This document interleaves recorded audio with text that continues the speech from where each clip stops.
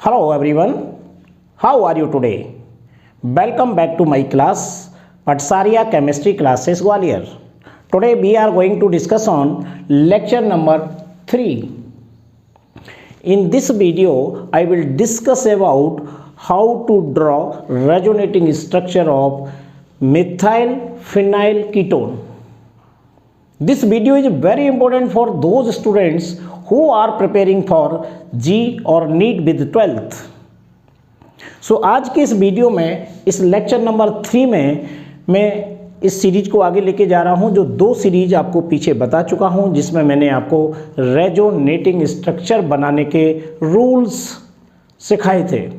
उसके बाद मैंने अगला वीडियो जो था, जो लेक्चर नंबर 2 है, उसमें भी मैंने किसी एक स्ट्रक्चर को लेकर के आपको रेजोनेटिंग स्ट्रक्चर बनाना सिखाया था।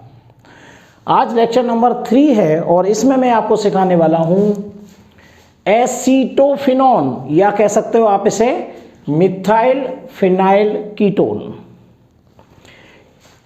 मेन चीज किसी भी रेजोनेटिंग स्ट्रक्चर बनाने के लिए जो मेन चीज है वो आपको मैंने लेक्चर नंबर 1 में बताई है, और बार बार मैं ये फॉलो करना चाहता हूं कि इलेक्ट्रॉन कहां से कहां मूव होते हैं, पहली बात, और रेजोनेटिंग स्ट्रक्चर बनाने के लिए कौन कौन से एटम्स के बीच में कॉन्जुगेशन होता है। बस ये 2 चीजें आप याद रखिए और आपका रेजोनेटिंग स्ट्रक्चर किसी का भी बना सकते हो। तो देखिए, ये हमारा एसीटोफिनॉन C6H5COCH3। तो इसमें सबसे पहले आपको कॉन्जुगेशन देखना है। पहली चीज क्या देखना है? कॉन्जुगेशन। हर स्ट्रक्चर में आपको सबसे पहले कॉन्जुगेशन देखना है। तो ये कॉन्जुगेशन है, देखिए, double bond, single bond, double bond. यहां पर ये कॉन्जुगेशन आपको दिखा रहा है। बेंजीन में तो सभी में कॉन्जुगेशन है, जिसमें सब में आने वाला है, जो मैं अभी स्ट्रक्चर में बनाऊंगा, तो इसको तो टारगेट मत करिए, इसमें तो होना ही है। मेन कॉन्जुगेशन है जो रिंग के अंदर डबल बॉन्ड, सिंगल बॉन्ड, और रिंग के बाहर ये डबल बॉन्ड। तो अब इलेक्ट्रॉन, ये पाई इलेक्ट्रॉन है, ये भी पाई इलेक्ट्रॉन है, तो इलेक्ट्रॉन इधर से इधर मूव होगा या इधर से इधर को मूव होगा। तो इसका सिंपल रूल है कि इलेक्ट्रॉन हमेशा पाई बॉन्ड से sp2 कार्बन की तरफ मूव होते हैं। Pi electron to sp2 carbon, ये पाई इलेक्ट्रॉन है और ये sp2 कार्बन है। अब ये इधर से डबल बॉन्ड, ये भी पाई इलेक्ट्रॉन है और ये भी sp2 कार्बन वाले हैं दोनों, तो इधर से इधर मूव होगा इलेक्ट्रॉन या इधर से इधर मूव होगा। ये इतनी सी बात आपको याद रखना है। तो ध्यान रखिए, ये कार्बन है और ये ऑक्सीजन है, इसकी इलेक्ट्रोनेगेटिविटी कार्बन से ज़्यादा है, तो इलेक्ट्रॉन हमेशा इस पाई बॉन्ड से इस पाई बॉन्ड की ओर मूव होंगे। बस इतनी सी बात आपको याद रखना है। तो चलिए हम कैसे मूव करेंगे इसमें। ये रहा हमारा पाई इलेक्ट्रॉन और ये यहाँ पर मूव करेगा, और ये पाई इलेक्ट्रॉन इस ऑक्सीजन की तरफ चले जाएंगे और इससे ऑक्सीजन पर नेगेटिव चार्ज आ जाएगा। ये है कॉन्जुगेशन का मेन पार्ट। ठीक है, तो इलेक्ट्रॉन किधर मूव हो रहे हैं? Pi electron to doubly bonded carbon, pi electron to doubly bonded carbon, ये वाले पर। इधर से इधर क्यों मूव नहीं हो रहे हैं? क्योंकि यहां पर ऑक्सीजन की इलेक्ट्रोनेगेटिविटी इस कार्बन से या इस कार्बन से ज्यादा है। तो कम कार्बन की इलेक्ट्रोनेगेटिविटी से ज्यादा ऑक्सीजन की इलेक्ट्रोनेगेटिविटी की तरफ इलेक्ट्रॉन्स का मूव होता है। सिंपल।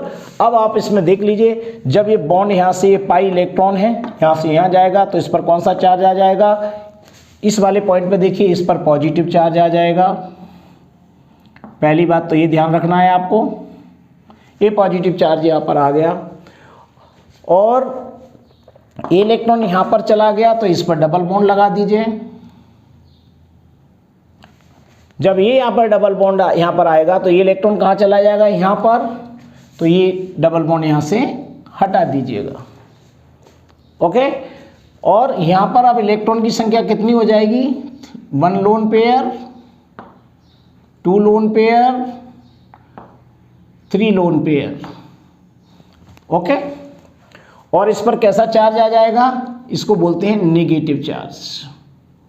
देखिए, और ये जो दो बॉन्ड लगे हैं इनमें कोई चेंजिंग हम नहीं करेंगे, इन बॉन्डों को यहाँ पर जैसा का जैसा लगा देते हैं। ये देखिए ये प्रोसेस आई, ये यहाँ पर पॉजिटिव चार्ज आ गया और यहाँ पर नेगेटिव चार्ज आ गया। ओके, ये चीज़ आपको समझ में आ रही है। इतना सा आपको काम करना है और आगे बढ़ते जाना है। अब क्या होगा देखिए, अब कॉन्जुगेशन यहाँ से तो ये निपट गया यहाँ तक। अब अगला देखेंगे आगे कॉन्जुगेशन इसमें है डबल बॉन्ड, सिंगल बॉन्ड और पॉजिटिव चार्ज। अब इलेक्ट्रॉन किधर को जाएंगे, जहाँ पर इलेक्ट्रॉन की कमी होगी, यानी डबल बॉन्ड यानी पाई इलेक्ट्रॉन पॉजिटिव चार्ज की तरफ मूव होंगे। तो ये जो है इस टाइप से होगा। ये देखिए यहाँ पर ये पाई इलेक्ट्रॉन कहाँ चला जाएगा, यहां पर आ जाएगा और ये पॉजिटिव चार्ज खत्म हो जाएगा। तो देखिए क्या कंडीशन होगी, यहां से गया ना पाई इलेक्ट्रॉन तो इस पर पॉजिटिव चार्ज आ जाएगा, तो यहां पर आप पॉजिटिव चार्ज लगा दीजिए। ये देखिए अब पॉजिटिव चार्ज कहां पर आ गया, यहां पर आ गया। देख लीजिए इस बॉन्ड में कोई चेंजिंग नहीं आएगा, ये बॉन्ड यहाँ की यहाँ रहेगा। अब ये पाई इलेक्ट्रॉन कहाँ आ गए, यहाँ पर आ गए, तो यहाँ पर डबल बॉन्ड हो जाएगा। ये देखिए ये डबल बॉन्ड यहाँ हो गया और ये पॉजिटिव चार्ज यहाँ का फिनिश हो गया। ये वाला स्ट्रक्चर जैसा का जैसा रहेगा, तो ये डबल बॉन्ड कहाँ रहेगा, यहाँ पर। इसको यहाँ से हटा देंगे। ये देखिए यहाँ पर 6 इलेक्ट्रॉन आपको लगाना है और यहाँ पर कैसा चार्ज होगा, नेगेटिव चार्ज। देख लीजिए ये स्ट्रक्चर सेम ऐसा चल रहा है। अब क्या होगा, आप कॉन्जुगेशन देखो कहाँ से कहाँ तक हो गया। आप यहाँ से लेकर के यहाँ तक का रेजोनेंस आपने कंप्लीट कर दिया। अब ये positive charge, single bond, double bond, यहाँ से यहाँ तक कॉन्जुगेशन है। तो क्या होगा, ये पाई इलेक्ट्रॉन यहाँ पर आ जाएंगे, पॉजिटिव चार्ज फिनिश हो जाएगा और पॉजिटिव चार्ज अब यहाँ पर आ जाएगा। तो इस स्ट्रक्चर में आना है ये चीज़। तो यहाँ पर कौन सा चार्ज आएगा, अब पॉजिटिव चार्ज। ये देख लीजिए ये पाई इलेक्ट्रॉन यहाँ पर आ गए, डबल बॉन्ड यहाँ लगा दीजिए और ये पॉजिटिव चार्ज यहाँ से फिनिश हो गया। ये बॉन्ड पहले से ही लगा हुआ है, इसको यहाँ पर लगा रहने दीजिए। देखते जाओ यहाँ पर। अब ये डबल बॉन्ड यहाँ लगा हुआ है, इसको लगा रहने दीजिए। ये पहले ही हट गया है, देख लीजिए। बस यहाँ पर आपको 3 लोन पेयर ऑक्सीजन के करना है जो हमने पहले लगाए थे और यहाँ पर नेगेटिव चार्ज। ये देखिए अब क्या होगा, आप कॉन्जुगेशन अगला देखिए। अगला कॉन्जुगेशन यहाँ से लेकर के यहाँ तक है, positive charge, single bond, double bond, ये वाली कंडीशन होगी। तो अब क्या होगा, ये पाई इलेक्ट्रॉन यहाँ पर आ जाएंगे और ये लोन पेयर इन 2 कार्बन और ऑक्सीजन के बीच में आएगा और नेगेटिव चार्ज फिनिश हो जाएगा। तो देखिए अब बॉन्ड कहाँ होगा, ये पहले से ही था, ये भी पहले से ही था, ये यहाँ पर आ जाएगा। ये बॉन्ड खत्म हो गया, इसकी जगह ये बॉन्ड यहाँ पर डेवलप हो जाएगा, ये यहाँ पर लग गया। अब यहाँ पर एक लोन पेयर कम हो जाएगा। अब कितने लोन पेयर बचेंगे यहाँ पर, 1 और 2। अब देखिए यहाँ से नेगेटिव चार्ज फिनिश हो गया।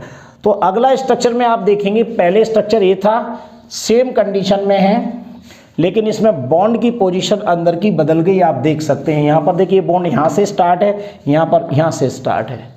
इस तरीके से ये 5 स्ट्रक्चर आपको बनाना है एसीटोफेनोन के। फाइनली मैं ये बताऊंगा कि इलेक्ट्रॉन का मूव ही ध्यान रखना है। तो आपको फिर से ये पॉइंट बता रहा हूँ। पहला पॉइंट याद रखिए, कहाँ से कहाँ इलेक्ट्रॉन मूव होते हैं, pi electron to sp2 carbon. एक तो ये याद रखिए। तो देखो ये पाई इलेक्ट्रॉन है और ये sp2 कार्बन है, इधर को मूव हो रहे हैं। दूसरा, अगर यहाँ पर लोन पेयर होता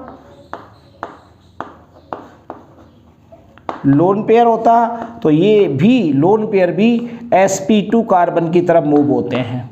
sp2 carbon, lone pair to sp2 carbon, pi electron to sp2 carbon. इस तरीके से आपको याद रखना है। अब यहाँ पर लोन पेयर की बात जहाँ भी आए तो ध्यान रखना कि लोन पेयर से sp2 कार्बन की तरफ जब भी मूव होंगे इलेक्ट्रॉन, तो वहाँ पर आपको इलेक्ट्रोनेगेटिविटी देखना है कि देखो कार्बन की इलेक्ट्रोनेगेटिविटी कम है और ऑक्सीजन की इलेक्ट्रोनेगेटिविटी ज़्यादा, या डार्क पास पास में देख लीजिए कार्बन से ऑक्सीजन ज़्यादा इलेक्ट्रोनेगेटिव है तो इलेक्ट्रॉन इधर को मूव होंगे।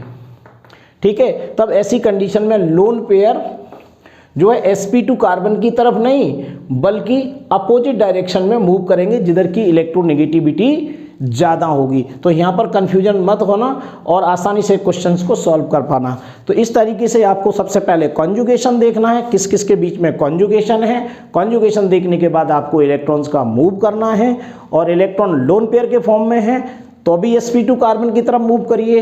इलेक्ट्रॉन पाई इलेक्ट्रॉन के फॉर्म में है यानी डबली बॉन्डेड कार्बन के फॉर्म में है तब भी आप उसे sp2 कार्बन की तरफ मूव करना है। और कार्बन की तरफ मूव करते समय देख लेना दोनों की इलेक्ट्रोनेगेटिविटी कैसी है, सेम है तब तो कोई दिक्कत नहीं है, वरना जिसकी इलेक्ट्रोनेगेटिविटी ज़्यादा होती है हमें इलेक्ट्रॉन को उसी साइड में मूव करना होता है। ठीक है, तो इस तरीके से किसका स्ट्रक्चर हो गया, एसीटोफिनोन या मिथाइल फिनाइल ईथर के। इस तरीके से आप स्ट्रक्चर बनाने की कोशिश कीजिए और प्रॉब्लम होने पर मुझे कमेंट बॉक्स में ज़रूर बताइए। So thank you very much. Next video will be continue.